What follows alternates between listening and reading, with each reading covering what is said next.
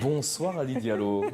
Bonsoir. Comment allez-vous ce soir? Très bien, merci. Vous nous emmenez à Tanger, au Maroc, à la découverte d'une nouvelle exposition qui rend hommage à la photographie colorisée.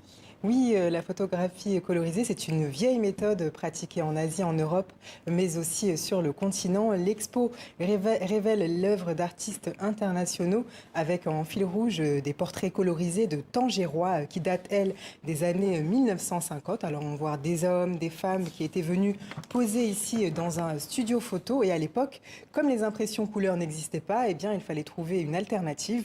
Parfois de la peinture, des pastels de couleurs pour donner un peu de peps, vous voyez, à ces photos en noir et blanc. Aujourd'hui, ces images sont exposées à la Fondation de la photographie de Tanger. Sur place, le président nous explique comment cette tendance s'est installée au Maroc.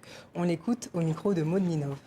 Dans les années 50-60, notamment sur le bassin méditerranéen, on avait beaucoup recours à cette technique, consistait à faire des photographies en noir et blanc, comme celle-là par exemple, ou comme celle-ci, vous voyez, qui est à peine colorisée. Et puis ensuite, soit le photographe, soit un artiste qui travaillait avec le studio, colorisait ces photos.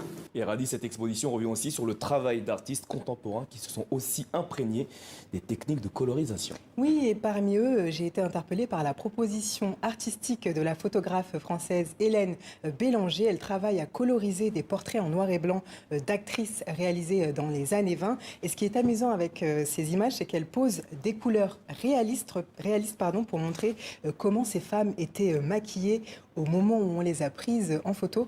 Regardez les images avec les explications, vous allez comprendre tout de suite l'effet de style.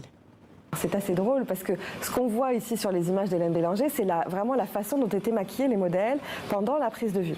Et c'était une pellicule orthochromatique, c'est-à-dire qu'elle ne captait pas toutes les nuances du spectre lumineux. Par contre, une fois le tirage en noir et blanc, eh bien, les lèvres vertes du coup apparaissent plus pulpeuses, les sillons ici peints en blanc disparaissent, donc voilà, on a moins de rides, on a les yeux plus brillants, le teint plus frais, grâce à ces recettes de maquillage assez incroyables qui ressemblent plutôt à un maquillage de clown qu'un maquillage glamour. Donc ça, c'est ce petit truc cinéma, un petit peu de manipulation qui l'a amusé. Et Radi, cette exposition réserve pas mal de surprises, notamment avec le travail d'une franco-libanaise. Elle s'appelle Rima Saman. Elle a choisi de coloriser les images avec l'outil numérique. Et oui, Namouri, fini la peinture et les crayons. Elle ajoute des couleurs en numérisant les images qu'elle traite avec un logiciel informatique. Aussi, l'autre originalité ici, c'est qu'elle travaille avec des photos bien particulières. Ce sont des photos de famille qu'elle a trouvées au fond d'un placard. Écoutez. Et là, c'est maman qui malheureusement n'est plus de ce monde, mais j'espère qu'elle est vraiment heureuse là où elle est aujourd'hui, avec mon frère. Mon frère Amer, c'est un peu dans la culture libanaise en fait, aussi dans l'égyptienne, de détourner ce qui est malheureux et triste et en faire voilà, un feu d'artifice joyeux, même si le fond il est quand même assez mélancolique et triste. Et voilà pour cette exposition à Tanger au Maroc. Merci Radi Diallo, on se retrouve la semaine prochaine. Oui, la semaine prochaine. Ainsi va l'actualité sur le continent. Demain, vous retrouvez Salah Eddine Gakou pour l'information africaine. D'ici là, prenez soin de vous. Bonne suite de programmes sur TV5 Monde.